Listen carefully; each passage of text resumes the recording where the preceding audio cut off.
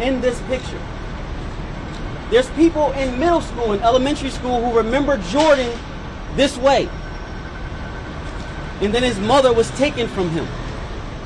And her body was dumped in a suitcase, and it changed Jordan's mentality forever. And he tried to deal with it as best as possible. To deal with it, he made other people smile. He sang, he danced, he entertained.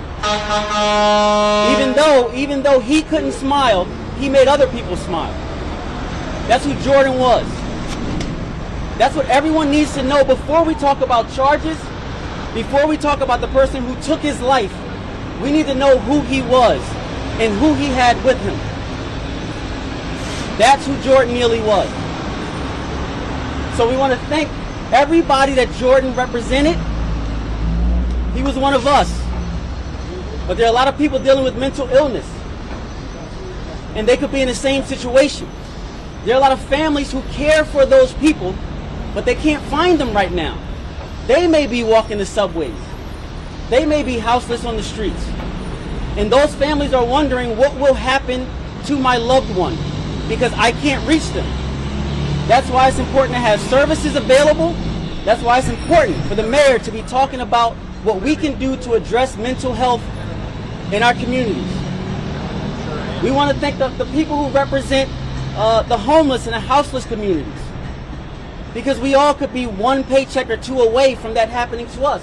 We could be one tragedy away from that happening to us. So who are we to look at someone and say they were houseless, so they must be a bad person? They were houseless, so they must have been about to attack us. They must have been about to hurt us.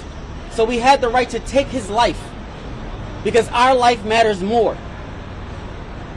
That's not the situation we want to live in. That's not the community we want to have. We don't want it where you can kill someone because you thought there was a possibility they could do something to you. There was no attack. Mr. Neely did not attack anyone. He did not touch anyone. He did not hit anyone. But he was choked to death. And that can't stand. That can't be what we represent. His father here, Andre, lost a son.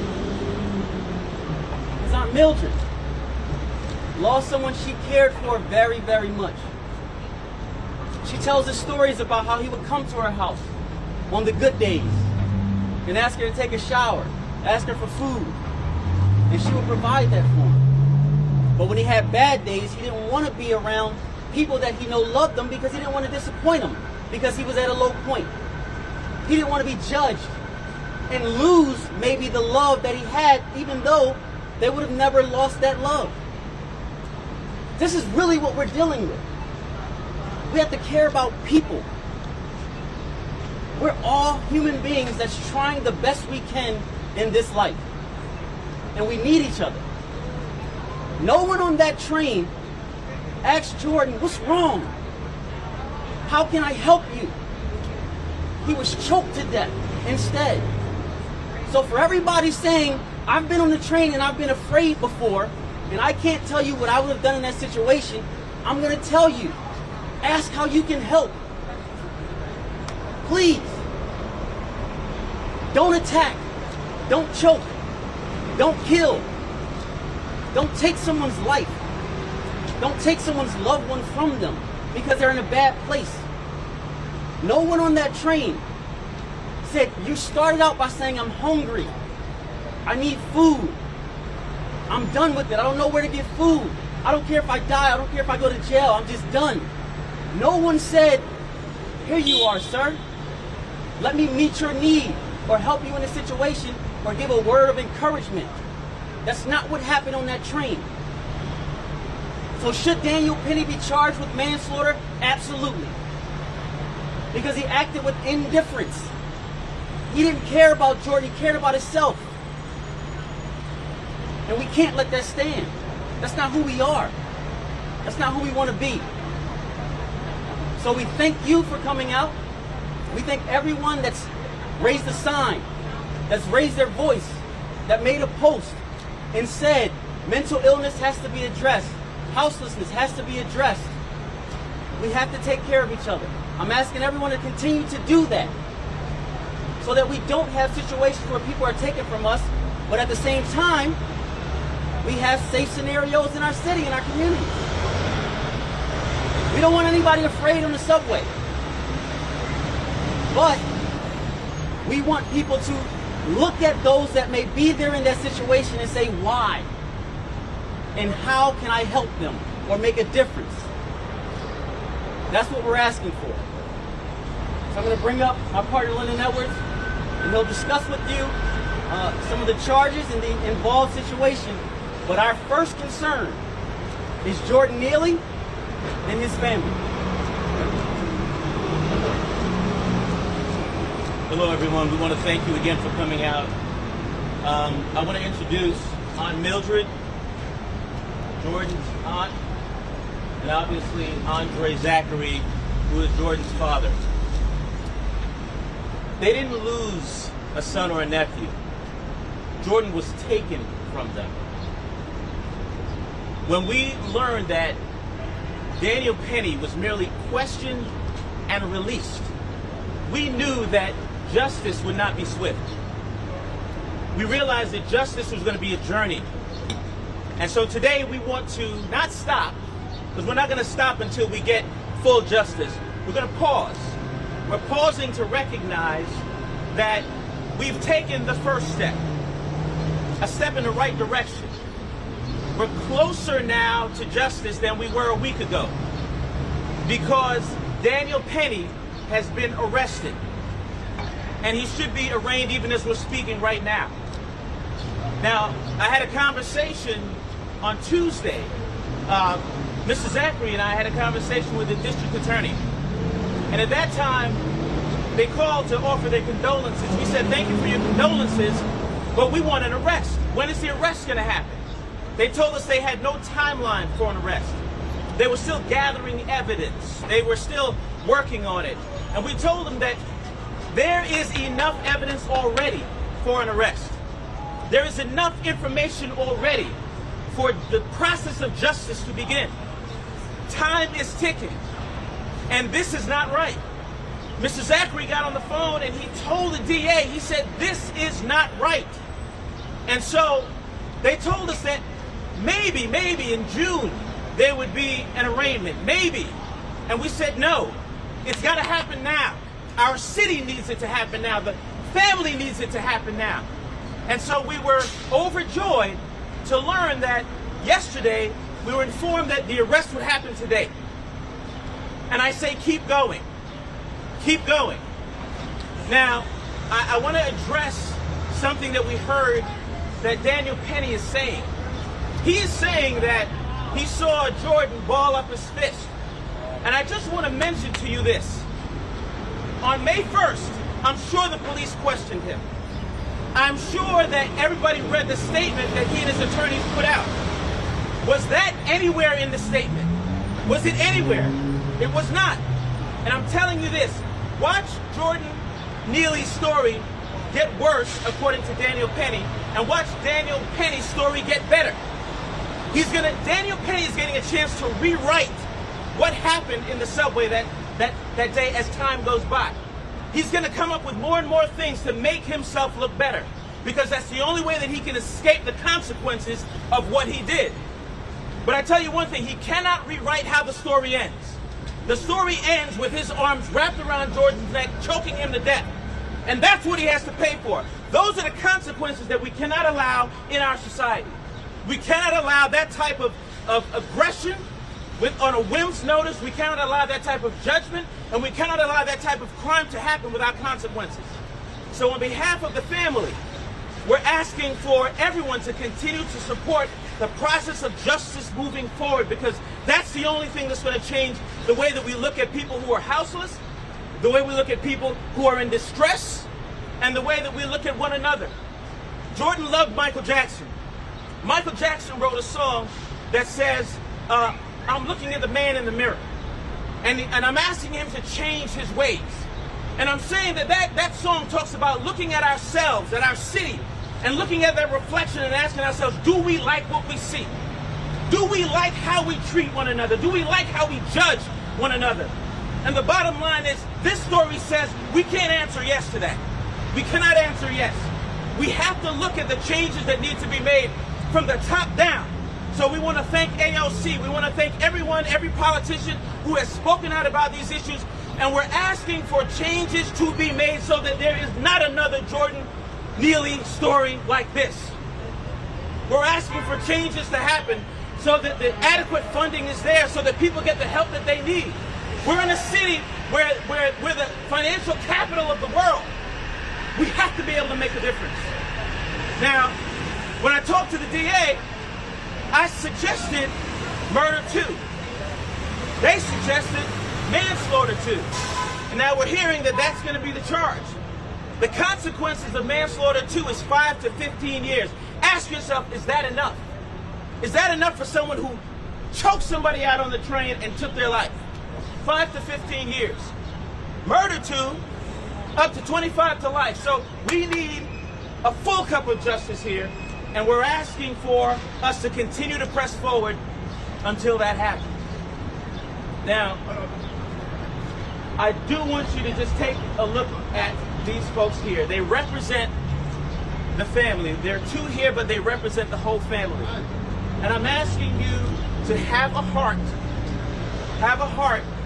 and continue to press forward until justice is served for this family.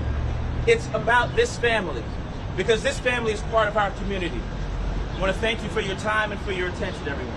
So now we will have questions. You can just raise your hand or something like that, and I can just point to you right here. My name is Lennon Edwards. This is Mildred. I'll allow you to say your name for the folks so they hear your voice. Mildred Mahazi. Andre Zach. Mildred, can you spell your last name? Zachery for Zachary, Andre A-N-D-R-E, and Mildred M-I-L-D-R-E-D, and the correct spelling of your last name is M-A-H-A-Z-U. M-A-H-A-Z-U. All right? Yes. Yeah, so are you saying that, what would justice look like to you? Are you saying murder charge? Justice looks like a conviction, and justice looks like a conviction for murder. When you are someone who is trained, we've heard about how Daniel Penny was trained. He was a decorated, they say, Marine. If you're decorated, to me, that means that you've gone through more training and more situations than someone who's a newbie in the process of military. Now, when you're trained in combat, that gives you something that the average person does not have. It gives you options. It gives you the option of bear hugging, of striking, of many other things. But Daniel Penny intentionally chose a technique to use that is designed to cut off air. That's what he chose. And he chose to continue to hold that chokehold minute after minute, second after second, until there was no life left in Jordan Neely. That's a choice that he made, and he did it intentionally. So we believe that the conviction should be for murder because that's intentional. Here's the thing. What did he think would happen? What did he think would happen when he choked them and held on for almost 15 minutes? So if you look at this and say, was it intentional? Did Daniel Penny get up that morning saying, I'm going to go murder somebody? I don't believe he did.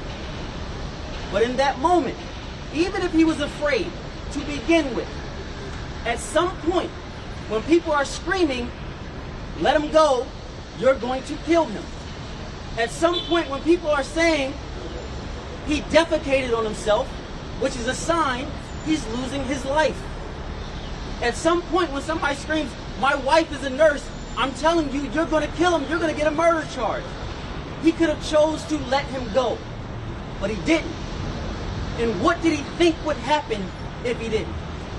He had to know he would die. He had to. Next question. Talk about calling for change in New York City. I wonder, Mayor Eric Adams earlier this week talked about what he thought change would be involving listing laws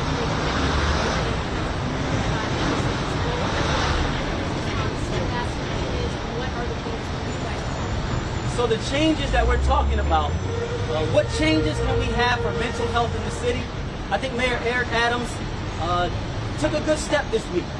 He started out on the wrong side. He started out by saying, we don't have enough information, but I do know of situations where people assisted someone on the subway. He knew that that's not the case here. So we applaud him for having an about face and for really making this about what the issues need to be, which is mental health. How do we make that change? Yes, we provide services, and at some point we have to recognize that if you're dealing with mental health, you don't know how to help yourself in certain situations. Specifically here, Jordan had family, he had a house to go to. There were many doors open to him, but he didn't know how to process his grief. He didn't know how to process his mental health. There were times where he was in a facility and the family asked him, can you keep him? He's not ready to come home yet. But they didn't. They sent him along his way because he was not in a current crisis. And they said, we need the bed. So we're going to get him out of here. Even though the family asked that they kept them, even though the family asked that they keep them there and render treatment until he was actually better. So that's a positive step that we can take. Does it mean that sometimes you have to bring people in even if they don't want to in the moment? Yes.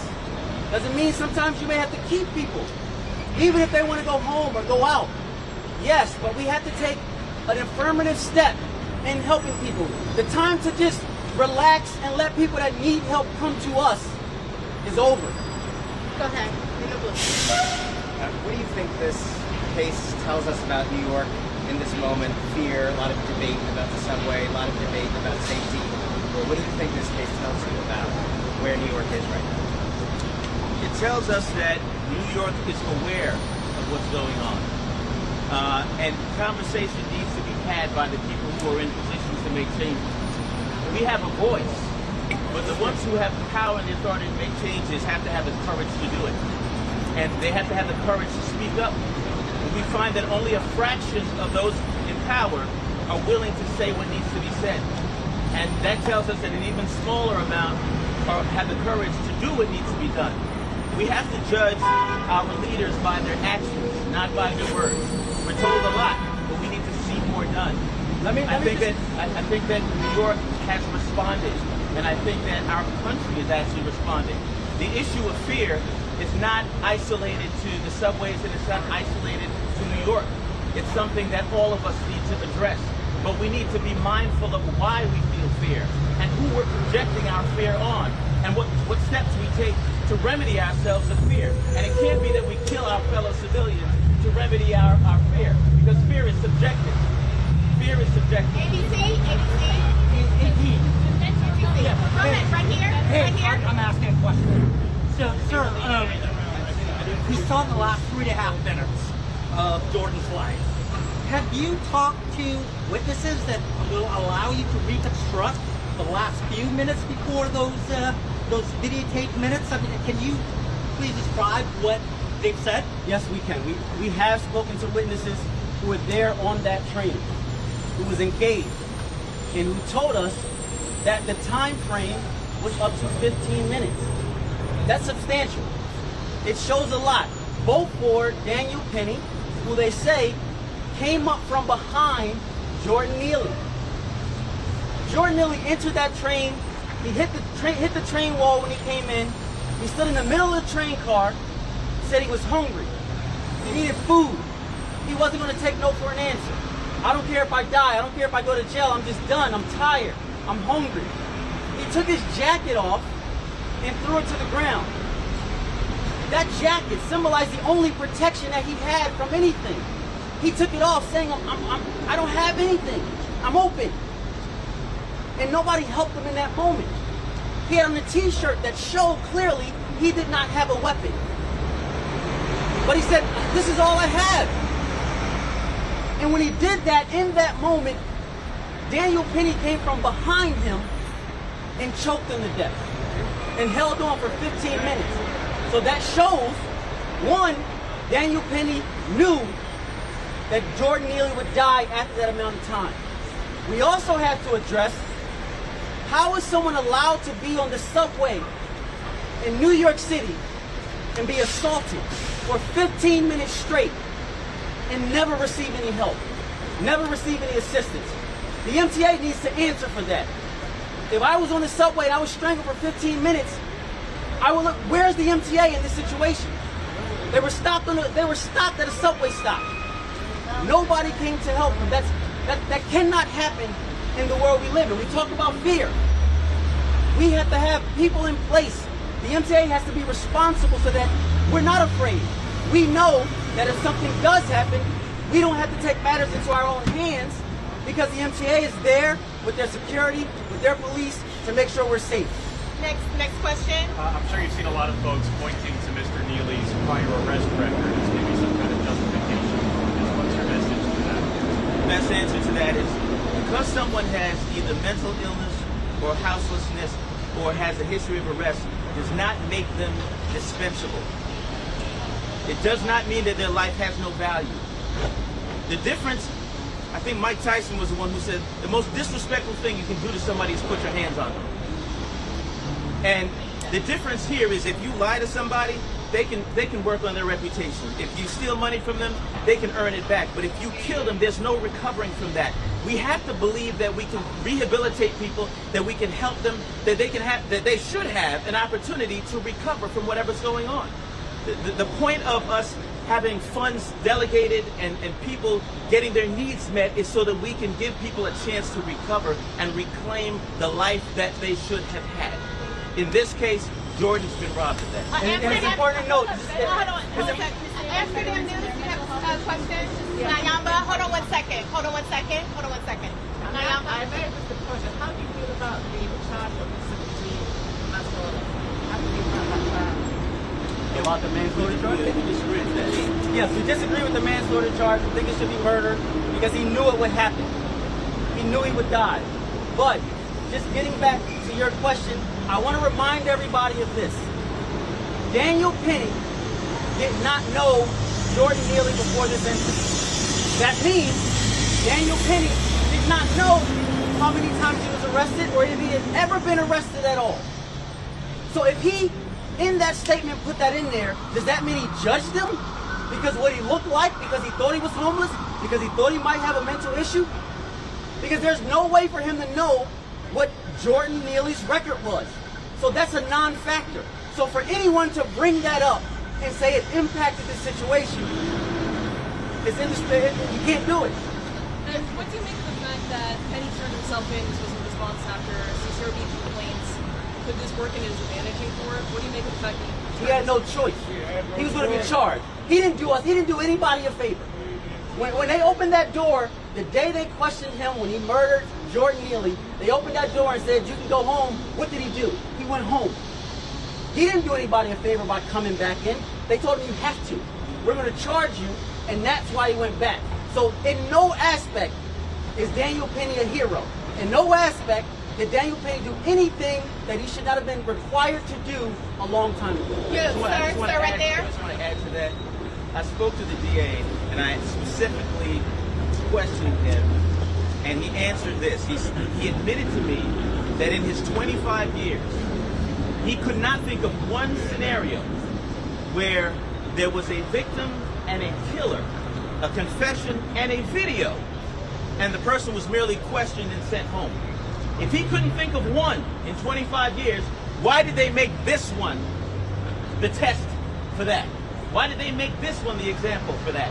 He should have been arrested on the spot. Sir, you have a question? I just want to express my condolences to the family. Because a week before this happened, I spoke to Jordan on the train, and I gave him $5. Right? And then I turn around and I see this on the news.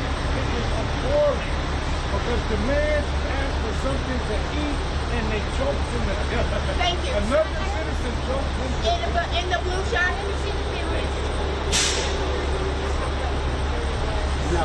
No. What we're going to allow the family to do is grieve. We're not in the business of putting people who are devastated on the spot. They're here today because they wanted to be, so that everybody knows that they're thankful. But they're still grieving.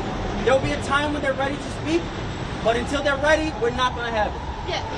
What do you say to some subway riders who may be afraid to step in during a similar situation after these charges? Well, I'll tell you this. I was in court this morning in Brooklyn, and I took the train back here to the office. I saw more police presence than I've ever seen. The fact that they're doing it now means that they could have done it then. So it should not be on the civilians to have to figure out how to protect themselves. It's on, the duty rests with the Transit Authority and the MTA, because it's their property, their premises, they're in control. They're supposed to provide this service to the citizens of New York. I just wanted to know, some people have mentioned to me reporting in this, talking about potential PTSD or for veterans, what they may be going through. Obviously, it doesn't excuse anything. Did you have any comment to, this mind frame of, Danny Penny having been Marine, having been, gone a veteran? Maybe Absolutely. he has mental health issues as well. I don't know. I don't know. I'm just saying if you haven't, people have mentioned that to me. So here's what we want to do. We want to extend the same courtesy to Daniel Penny that he should have extended to Jordan Neely. Here's what that means and what it looks like. We're not going to judge him off of anything he's done in the past. We don't know how he came into that situation, but what we can do is respond to his actions and his words. We do know, no matter what he was going through, he decided not to let go. We also know that he put out a statement making excuses for it. In his statement, he didn't say, I've been going through a lot. I haven't received the help I need, and maybe that factored in. I'm sorry. In his statement, he said, I'm a decorated Marine. Jordan Neely has a criminal past. The end. That's right. That's what we're going to judge him off of. Not who he was, because we don't know that. But by what he did and what he said after. His actions speak louder than his words. Can you, right here? Yeah, so you've talked about how the mental health system might have failed Mr. Neely. How about the shelter system? Or what would be your message on ways to address the affordable housing crisis? Again, we have clients, we have people that we've talked to, people who are calling, all different walks of life. And they have loved ones and they have people that they care about who are in all of these situations. The bottom line is attention and compassion and funding. That's what's needed. We can't give up on anyone. And we can't give up on those who need us most when they need us most. And that's what happened here. Thank you all. Thank you. Thank you. All right. Thank you.